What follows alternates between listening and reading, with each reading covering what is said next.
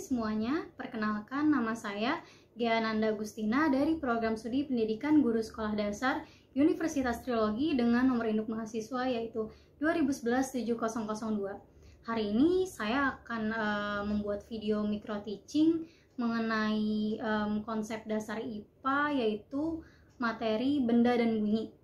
Video ini diperuntukkan untuk memenuhi tugas ujian akhir semester mata kuliah konsep dasar IPA dengan dosen pengampu yaitu Ibu Sulistiani Putri Ramadhani, SPD, MPD. Yuk simak video selanjutnya ya. Semuanya, sebelum pembelajaran IPA mengenai benda dan bunyi untuk kelas 3 sekolah dasar ini dimulai, saya akan menjelaskan keterampilan yang saya gunakan. Yang pertama, saya menggunakan keterampilan pembuka dan penutup pembelajaran. Yang kedua, saya menggunakan keterampilan menjelaskan. Yang ketiga, saya menggunakan keterampilan bertanya. Selanjutnya, saya akan menunjukkan RPP yang sudah saya buat.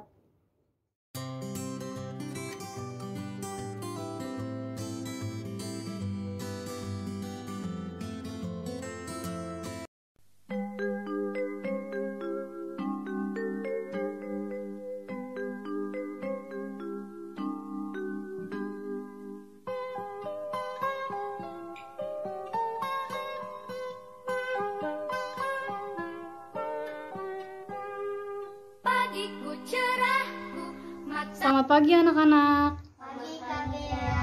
Hari ini kita akan belajar bersama Kak Ghea ya. Nah, sebelum kita mulai belajar nih, ada yang mau pimpin doa gak? Oke, Ibra, boleh, silakan. Oke, mari kita berdoa sebelum belajar. Berdoa dimulai. Doa selesai. Oke, baik. Pertama, kita akan absen terlebih dahulu ya. Yang Kak Ghea sebutin namanya bisa bilang hadir dan sambil angkat tangan. Oke? Oke. Yang pertama ada Danisa Naura Jasmine. Hadir. Ahmad Gaisan Ibra. Hadir. Taslima. Hadir. Nurul Mutmainah. Hadir. Yang terakhir ada Kaisya Abiaraya. Hadir. Oke, nah sebelum kita mulai belajar nih, Ibu mau tanya, apa kabar kalian semua? Alhamdulillah luar biasa. Allah Akbar. Alhamdulillah kalian semua semangat ya pagi hari ini. Kita mulai ya. Hari ini Kak Ghea akan mengajarkan kalian tentang ilmu pengetahuan alam atau biasa yang disebut IPA. Kalian udah belajar ya tentang IPA di sekolah. Nah, apa sih yang kalian ketahui tentang IPA? Ada yang bisa jawab? Iya apa? Tumbuhan. Iya, tumbuhan. Terus? Organ tubuh manusia. Iya, benar, organ tubuh manusia. Terus apa lagi? Hewan. Terus? Planet. Tentang benda dan bunyi. Iya, benar banget. Jawaban kalian itu semua benar sebutkan Taslima tadi itu benar banget. Jadi kita hari ini akan belajar tentang benda dan bunyi. Coba kalian lihat di sekeliling kalian ada benda apa aja. Bisa kalian tunjuk? Iya, ada HP, ada pulpen, buku, gelas, dan rautan. Nah, benda itu kan terbagi menjadi dua. Ada benda hidup sama benda mati. Kalau benda hidup itu yang mana? Coba tunjuk. Iya, benar. Benda hidup itu contohnya seperti tumbuhan, manusia, dan lain-lain. Hewan itu juga benda hidup. Nah, kalau benda mati itu yang kayak gimana? Coba. Ini. Nah, iya benar. Benda mati itu seperti HP, gelas, buku, tas sekolah, sepatu, dan lain-lain. Itu juga ada wujudnya. Ada wujud benda padat, ada wujud benda cair, dan ada wujud benda gas. Kalau benda padat itu contohnya seperti ini, seperti rautan. Benda padat itu kayak bentuknya tetap, nggak berubah-ubah. Terus ada benda cair nih. Benda cair itu kalian bisa lihat ini ada air. Kalau air dimasukin ke dalam gelas, ke dalam tupperware yang bentuknya iya berubah-ubah, itu bisa berubah-ubah kalau benda cair.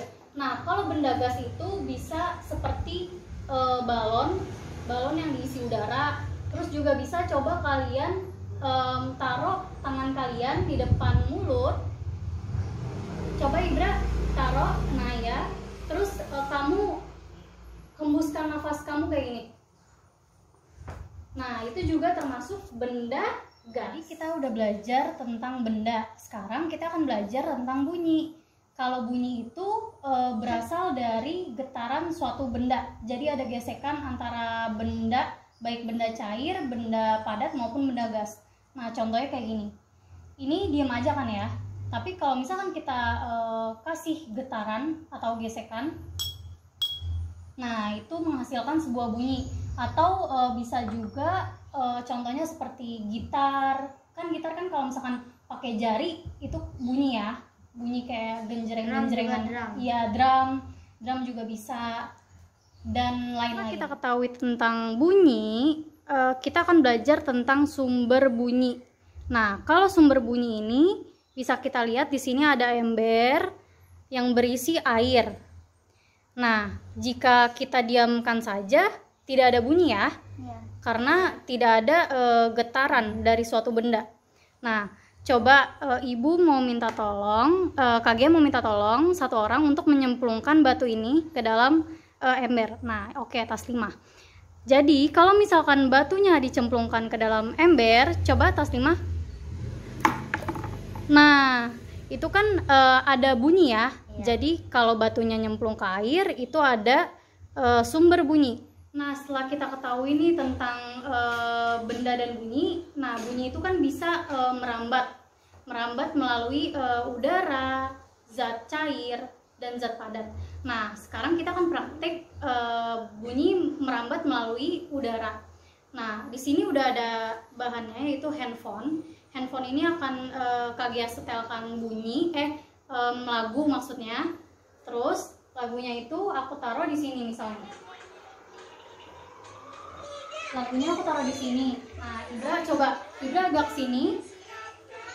Nah, dengan jarak yang agak jauh seperti ini, bunyi itu tetap terdengar. Ya kan, Mbak? Iya. Terdengar kan? Ya, itulah mengapa bunyi merambat melalui udara. Jadi handphonenya di sana, Ibra di sini. Praktik bunyi merambat melalui udara. Sekarang kita akan praktik bunyi merambat melalui benda padat. Nah, coba di sini kan udah ada Naura sama Mumut. Nah, coba Naura ke sebelah sini. Nah, Mumut nempel ke tembok. Nah, terus Naura coba benturkan tangan ke tembok. Nah, terdengar gak suaranya? Terdengar. Nah, kenapa terdengar? Karena bunyi merambat melalui benda padat. Jadi ada getaran dari tangan Naura, terus si Mut mendengarkan. Kita akan praktik bunyi merambat melalui zat cair. Di sini udah ada ember dan batu. Nah, di sini kan ada tas 5 sama Raya. Coba Raya yang nyemplungin batunya ke dalam air, terus tas 5 agak merunduk, dengerin suaranya. Ya, boleh. Kayak 1, 2, 3. Kedengeran gak suaranya? Iya. Nah, kedengeran kenapa? Karena batunya itu kan dicemplungin. Jadi itu mengeluarkan bunyi atau suara seperti itu. Setelah kita belajar tentang benda dan bunyi, terakhir nih yang bisa jawab dapat hadiah, oke? Nah, pertanyaan pertama, siapa yang tahu benda padat itu seperti apa? Aku pilih ya. Tas 5 coba. Benda padat kayak buku, pulpen, terus laptop, handphone. Ya, benar. Oke. Nanti hadiahnya di belakang layar ya. Ya udah. Terus pertanyaan kedua. Kalau dari es batu, tahu es batu? Kalau dari es batu ditaruh di suhu ruangan kayak gini, dia akan apa? Iya, benar semua. Terus, pertanyaan ketiga. Kalau benda cair itu kalau misal benda cair itu bentuknya tetap atau mengikuti wadah? Tunjuk dong. Oke, ya udah nggak apa-apa. Oke, jawabannya benar semua. Sebelum kita mengakhiri pelajaran hari ini, kita akan berdoa terlebih dahulu. Ayo, Ibra dipimpin. Sebelum kita mengakhiri pelajaran ini, mari kita berdoa dulu. Berdoa dimulai. Berdoa Alhamdulillahirabbil alamin. Subhanallahumma wa bihamdika asyhadu an la ilaha illa anta astaghfiruka wa atubu ilaik. Oke, baik. Alhamdulillahirrabbilalamin. Ibu KG akhiri ya. Assalamualaikum warahmatullahi wabarakatuh. Waalaikumsalam warahmatullahi wabarakatuh. Dadah. Dadah.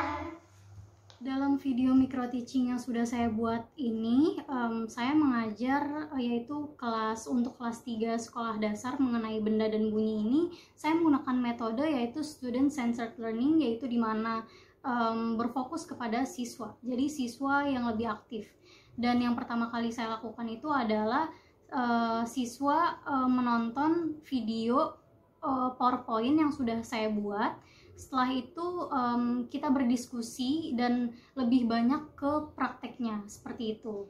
Sekian video untuk pembelajaran hari ini. Kurang dan lebihnya mohon maaf. Wassalamualaikum warahmatullahi wabarakatuh. Semoga bermanfaat ya. Assalamualaikum warahmatullahi wabarakatuh. Perkenalkan, saya Bulani. Saya salah satu guru dari SDT Darul Hasanah. Tadi setelah Bulani menyaksikan video pembelajaran dari Ananda Gea, alhamdulillah. Kalau menurut Bulani ya, Ananda Gea dalam video pembelajarannya sudah melakukan langkah-langkah sesuai dari isi RPP yang Ananda Gea buat ya, dari pembukaan, dari inti, dan dari bagian penutup ya. Dan komunikasinya pun bagus karena melibatkan anak-anak di dalam pembelajarannya. Medianya yang digunakannya pun sudah sesuai dari materi yang diberikan kepada anak-anak. Mudah-mudahan Ananda Gea mendapatkan hasil terbaiknya dan selalu berinovasi dan berkreativitas tinggi untuk menciptakan media-media pembelajaran lainnya dalam menunjang proses pembelajaran ke depannya. Semangat dan sukses selalu untuk Ananda Gea. Wassalamualaikum warahmatullahi wabarakatuh. Bismillahirrahmanirrahim. Assalamualaikum warahmatullahi wabarakatuh. Saya Oki Ratri Nawangsari, MPD, ingin mengomentari micro teaching dari Kak Gea dalam rangka menyelesaikan tugas akhir semester jurusan PGSD ya, program PGSD terkait micro teaching benda dan bunyi. Yang pertama adalah yang saya catat itu menggunakan 3 keterampilan, pembuka, penutup. Pada saat keterampilan pembuka ada sedikit secara keseluruhan micro teachingnya sudah bagus ya. Ada beberapa hal yang saya komentarin saja, memberikan saran dan masukan. Itu adalah pada saat yang pertama pembukaan kurang menyampaikan tujuan. Ya, apa sih tujuan pembelajaran yang ingin dicapai oleh seorang guru dalam menjelaskan benda dan bunyi? Itu yang pertama. Yang kedua, pada saat keterampilan menjelaskan. Ya, pada saat keterampilan menjelaskan, Kak Gea kurang memberikan contoh-contoh yang berkaitan dengan kehidupan sehari-hari. Contoh terutama bunyi ya. Kalau benda mungkin tatarannya benda mati dan benda hidup, itu masih sekupnya sekup anak-anak bisa membedakan. Untuk bunyi misalnya kita dari jarak jauh bisa mendengarkan suara kereta, itu bunyi merambat melalui apa? Apakah media media zat padat atau yang lain. Kemudian yang kedua misalnya ada petir. Nah, petir itu kilatnya dulu, baru jeder gitu ya, kedengar ke telinga kita. Itu juga perambatan bunyi melalui udara. Nah, itu contoh-contoh yang bisa relevan, yang anak-anak bisa mendapatkan itu, ya. Dan guru bisa menjelaskan lebih detail dalam contoh-contoh kehidupan sehari-hari. Jadi kalau dalam micro teaching Kak Gea menggunakan contohnya masih sederhana ya menurut saya ya. Kemudian yang berikutnya adalah yang ketiga adalah pada sesi tanya jawab. Pada sesi tanya jawab itu Kak Gea memberikan pertanyaan. Karena ini berbasis orientednya adalah siswa, orientasinya adalah siswa, maka pertanyaannya harusnya juga diberikan tidak hanya dari guru, tapi siapakah yang mau bertanya. Nah, ini kita memberikan kesempatan kepada siswa untuk lebih aktif ya, bertanya, tidak hanya menjawab dari pertanyaan dari guru, tapi bertanya tentang apa yang belum mereka pahami dalam materi ini. Kemudian ditutup di akhir, kesimpulan pembelajarannya apa. Nah, itu yang belum ada ya. Jadi kesimpulan pembelajarannya apa nih pelajaran yang kita belajar hari ini ya. Apa aja tadi materinya, dari benda, dari bunyi, seperti itu di closing di akhir. Itu penting dalam sebuah micro teaching.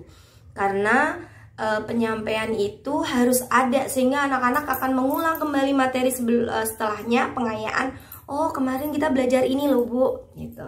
Insyaallah itu dari saya. Semoga hasilnya lebih baik lagi dalam mengajar, insyaallah nanti, apalagi jurusannya PGSD. Mohon maaf lebih kurangnya. Afa minkum billahi taufiq walhidayah. Assalamualaikum warahmatullahi wabarakatuh.